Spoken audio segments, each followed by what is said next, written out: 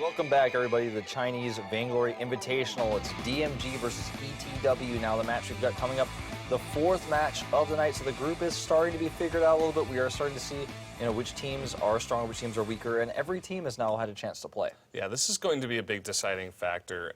ETW, I think they've got a couple more games left, but they did win their first one against Guest, and they should win against IDO. So if they can get even 1 point here off of DMG, they're going to be in fantastic place to get second, because I'm sure a lot of these teams are going to do well against IDO. Guest already beat them, ETW should beat them, DMG beat them. So if it comes to the point where, they're all able to beat IDO, that we could have that potential tiebreaker situation. So this is also a very important match for ETW, because I would say that DMG is the favorite, but if ETW could even get 1 point off of them, it would be fantastic. It would affect everything quite significantly. So we'll have to see if ETW can do what IDO was unable to do. What are your thoughts going to this one? Do you think there's a chance, or you think DMG is just going to take the 2-0? I think there's a chance. I think there's a small chance. ETW looked pretty dominant over Guest as well, and we saw that Guest is like a pretty okay team, not the best, not the worst. So I'd say DMG definitely the favorite here, but there's a chance. I'd say there's a chance. Yeah, I'd say the same. I think DMG is going to 2-0, but we'll see. This is definitely going to be the best match of today's group, I feel, so definitely tell your friends to get in here for this one, because it's going to be good. And we're going to see how ETW, which is easy to win, by the way, how they're going to draft, how they're going to ban. Because we've seen already that DMG can basically do whatever they want, composition-wise, and still do very well. Yeah, that was funny at the end there. The pedal fin combo in the jungle with glaive lane, that's not something you're going to see every day. But just pulling it out there for game 2 after facing them in the first game, they're like, oh, we could do whatever we want and win. So yeah, it was a really fun game in that regard, but just, again, very, very one-sided. But I'm glad that you mentioned the tiebreaker scenario that could arise if everyone just beats IDO 3-0. That could definitely end up making for a 3-way tie. Yeah, and as we said before, if there is any kind of tie, it's not going to be a 4-way tie, of course, because IDO has already lost twice. We will go and do those at the end of today. So that will probably be the most exciting, because it's the most pressure. You're getting close to getting into the semifinals, which will get you that one step closer to getting even more prize money. Yeah. And also, if you do get first, if you do make it to the semifinals, anything could happen. But if you get first, you could get that seed into the VIPL Season 2 over here in Korea. And it's very important, it's the most prestigious league for Vainglory in the world. It is the World Invitational, best players. Let's take a look at our draft, though, as we are jumping into this. We have a ban on Koshka, as well as a ban on Finn. That Finn ban, though, I don't know about that. We did see it once earlier on, but I think it was also out of ETW against Guest. So maybe that's just they're scared of Finn. They don't want to play against it. It's pretty strong against a hero like Scarf if you can grab him. It kind of ends the team fight right there. So not a bad idea, considering that they do like to play that Scarf, I suppose. Well, without the Celeste ban, we are going to see Godfather pick up Celeste in the lane. And we are also going to see Ernst run Scarf again, which he was showing us in the previous series as well. So this is already setting up to be a pretty exciting series. It's somewhat reminiscent to Guest versus ETW in draft. We'll see actually how it plays out with DMG obviously being, just a better team overall. Yeah, this might actually be the exact same draft, if I'm not mistaken. I'm not sure if they both had Rona. That's the one thing. I know they both had Arden, and it was Scarf versus Celeste, but... I think in Game 1, they both had Rona, but in Game 2, ETW went Koshka. And actually, they both went Koshka. Yeah, they both went Koshka, yeah. So, yeah, definitely going to be very similar. I'm really just looking forward to seeing whether or not ETW can actually stand up to this team. Do you see a very early engage here being forced by DMG? Yeah. Ernst is going to come and support, back them up from the lane. Jifeng taking a little bit of extra damage there on that scout trap, but no big commitments for either team, which I think is really important. Obviously, if you commit and you lose, it's a big loss, whereas if you just walk away, you could have won and gotten a huge lead, but you don't lose anything. I guess you could say like Godfather got a little bit of extra time in the lane, but even at that, it's going to be very minuscule advantage. You'd have to do that, maybe 4 or 5 times to really see much of an advantage at all. So kind of an even game so far here, which is pretty exciting. Yeah. Well, let's see if who makes the first move, if you will. So this game is actually turning out to be a little bit more passive, which is what we've heard the Chinese scene is like. We haven't seen too much of that yet, but... Another engagement here, very careful. You'll notice MX there from DMG, but look at this Godfather actually coming from the lane. Yeah, unfortunately not able to capitalize too much, and also misses one of his Heliogenesises, but see, he's out in the front, so not the best positioning here. Will take a lot of damage, and then of course lose his Heliogenesis there as a result. Second one though does connect with G-Fung. If he hit both, he might have gotten the kill, but unfortunately not meant to be. He's gonna actually go down and buy. Might even grab a pot here. Gonna get a shield instead. And some crystal bits. He's got one pot on the way there if he does want to use another one. That's right, yeah. So again, just pretty passive so far. We did have one engagement where I suppose DMG got the very slight advantage, but if you do look at the gold, ETW is actually slightly ahead. So Ernst doing a good job of, you know, getting all the waves in the lane and making sure he's doing a good job with his farm so far. Yeah. And, oh, taking a lot of damage here, but the Godfather actually eats a turret shot, and G-Fung wants to actually come up and finish him off. Not gonna happen. Arden here to help out. Godfather's confident enough to even drop a Heliogenesis there. Gets a second one, and they're actually gonna commit to this fight. Godfather safely at the back, putting that damage on. Yeah, this is how you play your Celeste. Just sit in the back and do your damage. You never want to be too far up. And yeah, just gonna get enough support from his teammates to get that giant minion wave, more importantly than anything else. Was he gonna poke Ernst? No. Not quite. Oh, Everybody relax, everything's gonna be fine. Okay. I was getting scared there. This has happened before, everything was okay. Oh, G-Fung taking some serious damage here. Wants to get in and close that gap. Which is not good. No kills yet in this game at 4 minutes. This is the most even game we've had in this tournament so far. Yeah, and that's good to see. Don't really want to see any more of those DMG versus IDEO games, to be honest, personally. So yeah, this is going to be a lot more fun. And so far, not much to talk about. I mean, as we said before, very passive play from the Chinese, which is kind of different from every other esport they play in. They're usually very aggressive. Yeah, that's the funny StarCraft, thing. it's like cheesing, very aggressive plays. If you think League of Legends, it's like always fighting all the time, you know. So it's kind of interesting. Yeah. This is just simply put very careful play. Never overextending. Oop, getting caught here for just a second. Obviously with Dead Doll here, gonna be totally fine. And, you know, this is actually not what I expected. Oh, G-Fung finally gets taken out here. The first blood of this game. Yeah, funny how that happened. We actually missed that one. It looks like just pretty aggressive play, actually, from DMG. Having MX on that Rona just go in and kind of ambush him and get the kill. And that's actually going to lead to the gold mine coming out here. We talked about this before. The early game is so important. If you could just get one kill, making it a 3-2, and just denying a lot of vision from the enemy team, you can easily pick up a gold mine, which leads to more pressure in the jungle, more control of the jungle, map control, and definitely going to give DMG a slight advantage here in this game. Yeah, it really will. It just gives that extra pressure. It's not the immediate effect that matters most. But they do get a 1,000 gold lead overall in this game. With that kill in the better farm on Godfather, which does continue here, as you guys can see. Remix is rotating back around, probably to plant some scout traps as well as to buy here. Yeah, I'm glad you actually mentioned Well, hold that thought. We are actually having a bit of an engage here. It looks like Shifan wants to go in and actually 1v2ing for a very long time, and do have Remix joining in as well. Yeah, and notice again, Scarf so down on CS compared to Godfather, like 20 CS down. And the Scout Trap sees them, but there's nothing they can do about it. They're actually going to be able to steal a little bit farm. The first time anyone's been able to do that versus DMG. as he's coming back to lane.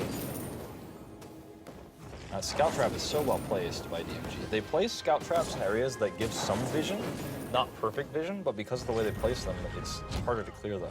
Yeah. Something you were pointing out last game, which was really, really cool. Yeah, scout traps aren't really about getting that damage, especially as they did get nerfed in 1.10. They don't do as much damage early on in the game, so they're really just about that vision.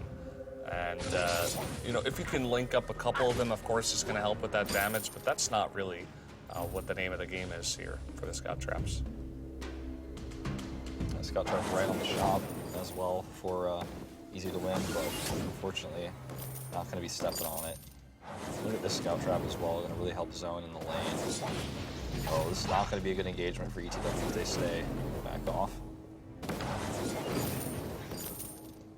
Yeah, nice little back and forth trading here, but I feel like Godfather's doing a much better job of poking compared to the Scarf. I haven't seen one or, you know, just one or two Spitfires land here, whereas tons of Heliogenesis coming down, lots of Supernovas even getting off, tons of damage forcing back the other members and leaving Ernst alone in the lane.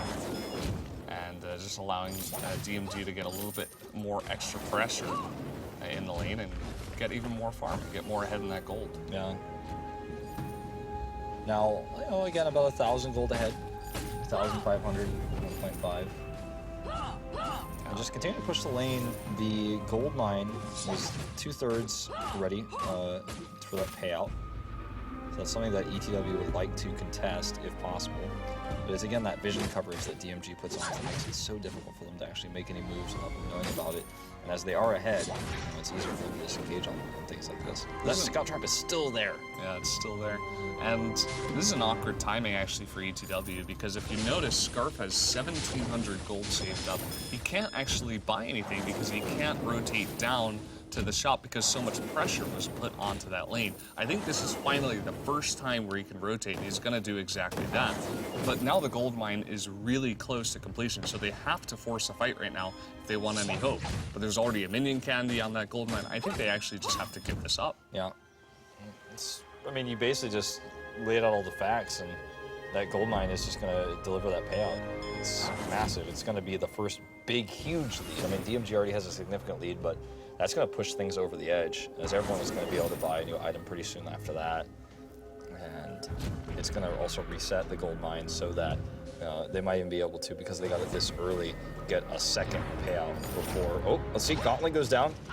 Godfather tries to escape, might get bursted down.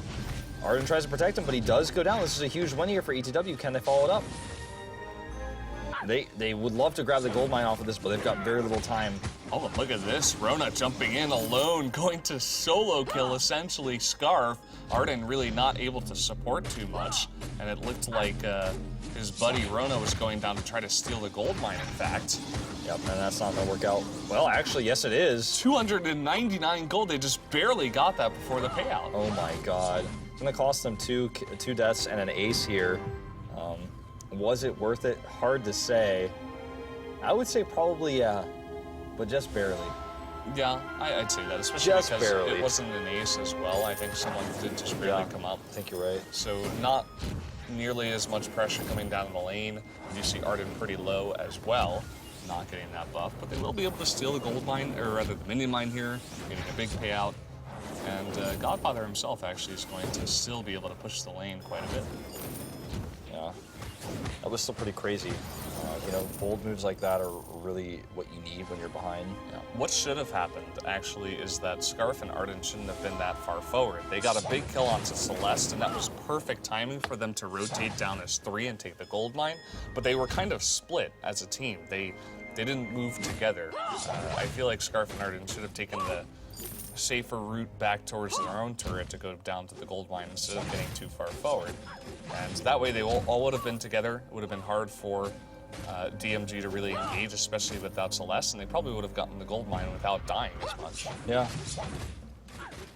Looks like the minion mine is going to be taken here for ETW. They're going to go for it. Ooh, a recall here is a smart move. That's actually how they're going to be able to escape. Really smart. DMG realized what was going on. They were trying to intercept, but it just didn't work. Now they're confused where they go. Yeah, it was a cool move. They're going to be able to take back this gold mine. And gain back control. Not too much gold is going to come out of this, really. 105 to each, a small amount. Yeah, but it will set them up for the Kraken payout as well, coming up in just a few minutes.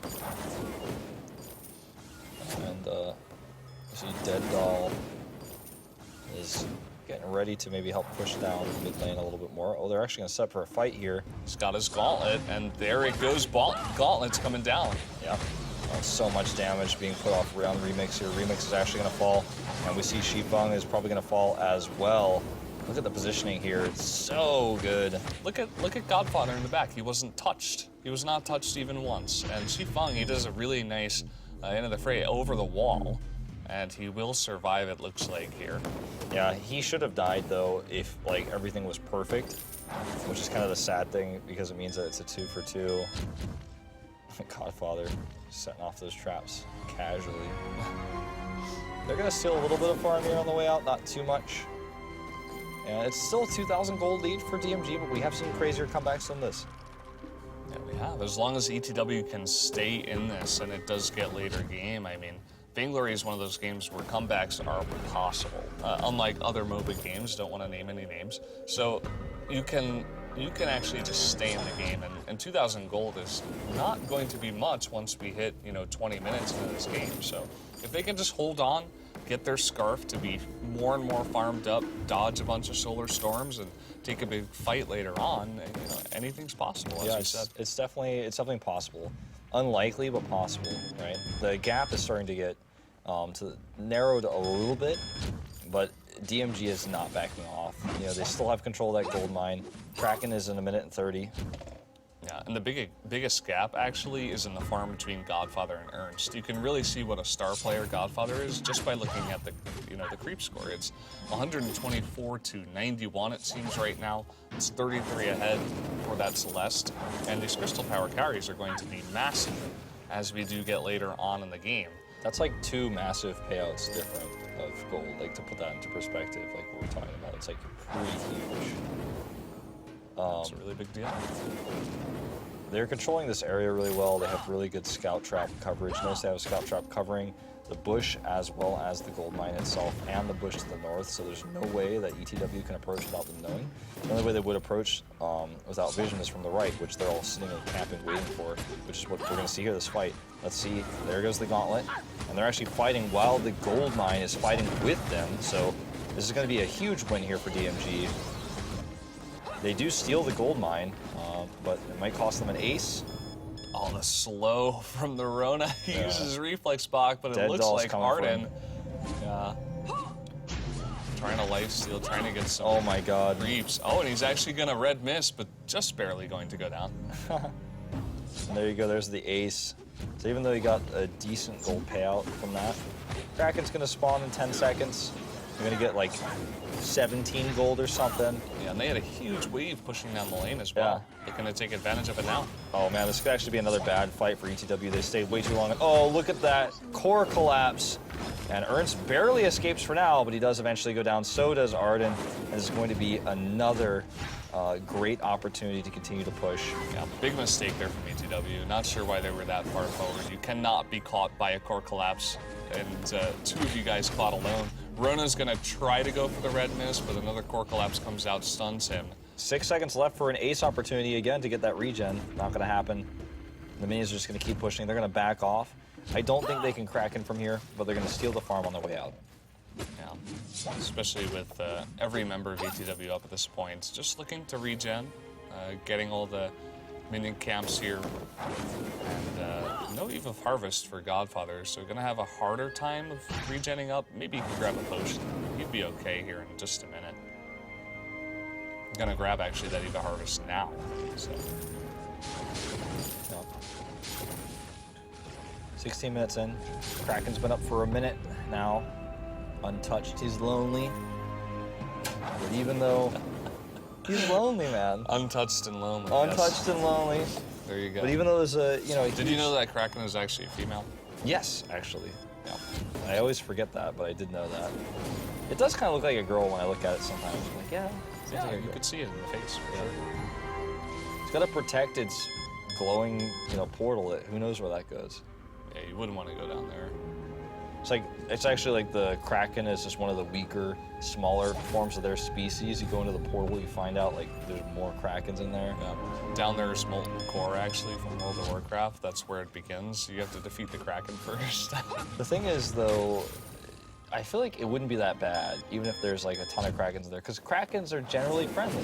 You know, if you attack them, they get pretty pissed. But otherwise, they like watching friendly. their battles, unless they become part of it, you know? Yeah. And they give a lot of gold as well when they die, so it's not bad. And they respect you. If you beat them, you know, they fight for you. Yeah, for sure. That gauntlet was wasted. Oh boy.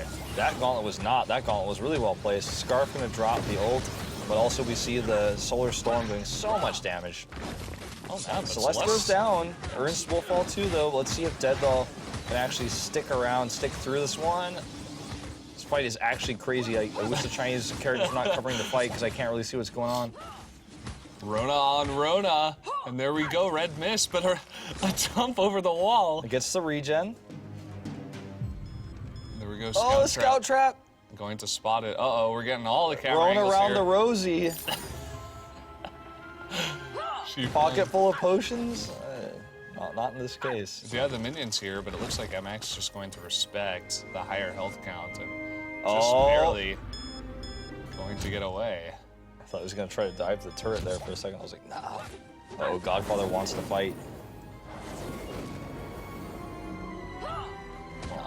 That was a pretty interesting fight because Scarf was taking so much damage, but charging up the Dragon's Breath at the same time. They actually have 2 Fountain of Renewals and a Crucible and an Aegis for Scarf. So he could just sit there, barrier up, get a bunch of regen from the Fountain of Renewals, and then eventually just get off that big ultimate. And Celeste didn't have the best positioning there in that fight as well.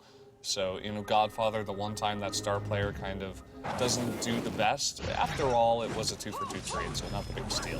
Well, Godfather is trying to position himself here well. This is a good gauntlet. This traps everybody inside of Scarf's ultimate as well. Celeste does take out Arden, but Scarf's going to pick off Celeste. And can this gauntlet actually turn the tides? Deaddoll is caught in an awkward position here. Yeah, that was actually the perfect gauntlet because it did stun out that Rona, did not allow Shifeng to pick up the kill here. But he might get it anyways. Oh my god, barely gets the shield up! And now he's going for the big dive. He can't dive here. He's gonna regret it. Whoa, that was insane. Yeah, defensive end of the fray there. Could have maybe even picked up a kill if he went for it, but pretty risky nonetheless. So far, Shifeng is keeping ETW in this game. Basically carrying them to not dying. Yeah, I mean, if you look at the gold scores right now, like all these fights are very, very back and forth for sure, but DMG is still 6K gold ahead, so they've still got that advantage, but ETW is, you know, they're making that late game Scarf look really, really powerful, even though he doesn't have quite the farm as Celeste, it's not mattering as much. And Rona is just doing a huge number. I think we have to give Remix some credit as well because some of his gauntlets are just really, really good, and it's allowing the combo. Some of his gauntlets have been, you know, not perfect. Yeah, we had one like, you know, what are you doing gauntlet? Yeah. You know, one of those ones where you spam the question marks when you're playing solo. Yeah, you're like, what's going on? You know, like you wait 5 more seconds, then it happens again, and you're like, listen, man, I made a mistake. Like I sneezed at the same time as I cast it. Like, don't give me this. Look at this, Kraken's gonna go down for free. That's a big deal. I'm gonna go straight for the Vayne turrets. I believe, right? They didn't even have that much vision as well. You could see so many scout traps here from ETW spotting that. Oop, gauntlets going down on both sides. Looks like G-Fang's gonna get the worst of it though. And this is just too much Rona damage. It's an ace, and that's game. I feel like I didn't commentate that as well as I would have liked to, but that's game. You're fine, man. And you know what? I mean, not the best gauntlet that time around for Remix, but that was a very high-stress situation as well. And that is going to be the game, as you mentioned, going to DMG. So very well done after all that. Shifeng trying to pull it together, but not quite enough. And there you go. Kraken not even having to do any work. Kraken is just buddies with DMG. We are going to go into game 2 after this one, after we take a quick look